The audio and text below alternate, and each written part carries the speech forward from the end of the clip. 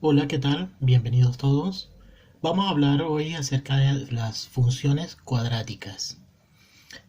La función cuadrática también es una función polinómica. Internamente, lo que encontramos en la función es un polinomio de segundo grado, donde nuestra variable x está elevada al cuadrado. De allí, obviamente, es que viene el nombre de cuadrática, por el cuadrado.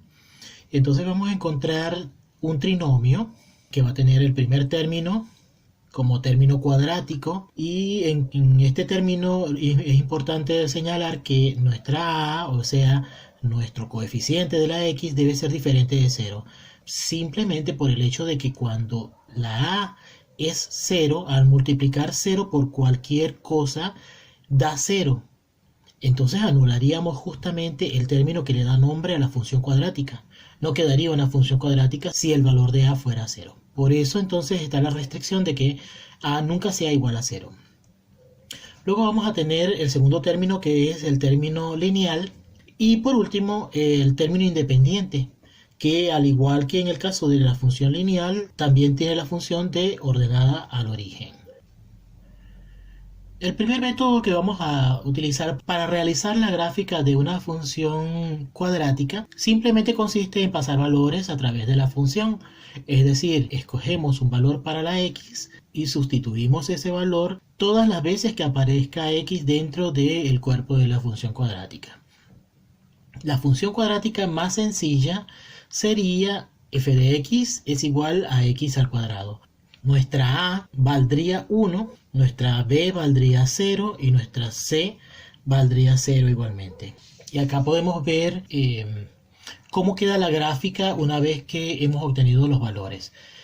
Como en este caso f de x es igual a x al cuadrado, lo que significa que cualquier valor que introduzcamos a la x va a tener como equivalente en y el mismo valor elevado al cuadrado. Menos 3 al cuadrado es 9, menos 2 al cuadrado es 4, menos 1 al cuadrado es 1, 0 al cuadrado es 0, 1 al cuadrado es 1, 2 al cuadrado es 4 y 3 al cuadrado es 9. Y así hemos construido nuestra lista de pares ordenados, como lo vemos acá. Igualmente hemos entonces colocado los puntos cada uno en su sitio. Y podemos observar entonces que la gráfica de la función cuadrática es una parábola. En esa parábola de la función cuadrática hay algunos puntos que son importantes de resaltar. Veamos acá esta gráfica. En primer lugar encontramos una ordenada del origen, que es ese punto en el cual la gráfica se cruza por nuestra ordenada. También vamos a encontrar las raíces o ceros de la función, que son aquellos puntos por los cuales se cruza esa gráfica por el eje de las x. Lo llamamos raíces. También vamos a encontrar el vértice de la función, que es el punto en el cual cambia de dirección la gráfica. Es decir, viene en forma descendente y en ese punto justamente cambia de dirección y comienza a ascender la gráfica. Ese es el vértice. Igualmente vamos a ver que coincide con el vértice el eje de simetría. La forma de la gráfica de la función cuadrática es simétrica de un lado y de otro de ese eje de simetría. Veamos algunas otras características interesantes de la función cuadrática. La concavidad. La concavidad lo que nos indica es hacia dónde es la dirección de la u o de la parábola que se forma con esta función.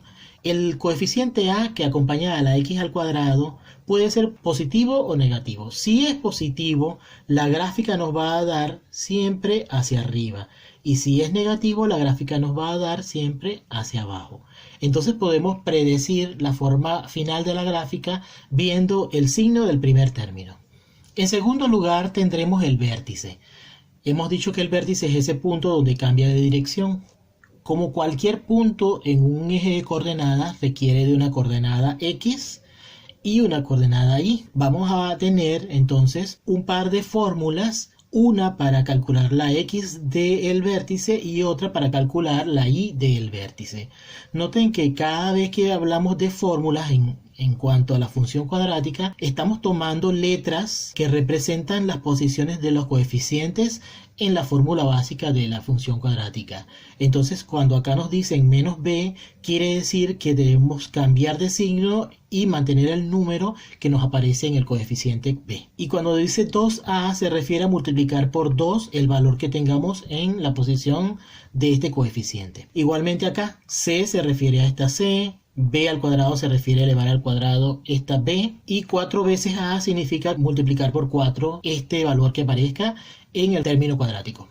Otra característica importante es la ordenada al origen. La ordenada al origen está dado por esta fórmula: f de 0 es igual a c. Porque cuando nosotros sustituimos a la x por un 0, anulamos el valor del primer término cuadrático, anulamos el valor del segundo término cuadrático, simplemente porque al multiplicar por 0 se anula un valor. ¿Y qué nos queda? El término c solo. Ahora vamos con las raíces, que como habíamos dicho son los puntos por donde se cruza esa gráfica con el eje de las x. Existen tres posibilidades en cuanto a las raíces cuando nos dan una función cuadrática. La primera posibilidad es que esa función esté dibujada o por arriba o por debajo del eje de las x, pero que nunca lo toque. La segunda opción es que la gráfica de la función toque en un solo punto el eje de las x, en cuyo caso entonces tendríamos una sola raíz. Y la última opción es que toque el eje de las x en dos puntos. Para determinar a priori, sin necesidad de realizar la gráfica, cuántas raíces va a tener nuestra función cuadrática, tenemos el valor discriminante, que es representado con el símbolo delta y que se calcula con esta fórmula: b al cuadrado menos 4 por a por c. Recordemos que estamos hablando de los términos a, b y c de la fórmula básica, de la forma básica de la función cuadrática. Si el resultado de este cálculo da un número menor que 0, es decir, negativo, vamos a tener un caso de función cuadrática sin raíces. Si el discriminante da justo 0, entonces estamos hablando de una función cuadrática con una sola raíz. Y si ese discriminante nos da un número mayor que 0, es decir, positivo, vamos a estar en presencia de una función cuadrática con dos raíces. Luego de que tengamos resuelto el valor discriminante, podemos entonces aplicar la fórmula resolvente o fórmula de Bhaskara para calcular lo que son las raíces. En esta fórmula aparece x1 y 2. Se refiere a esos dos posibles puntos que podemos encontrar si se trata de dos raíces. La fórmula de Bhaskara dice menos b más o menos raíz cuadrada de b al cuadrado menos 4 por a por c, dividido todo eso por 2a.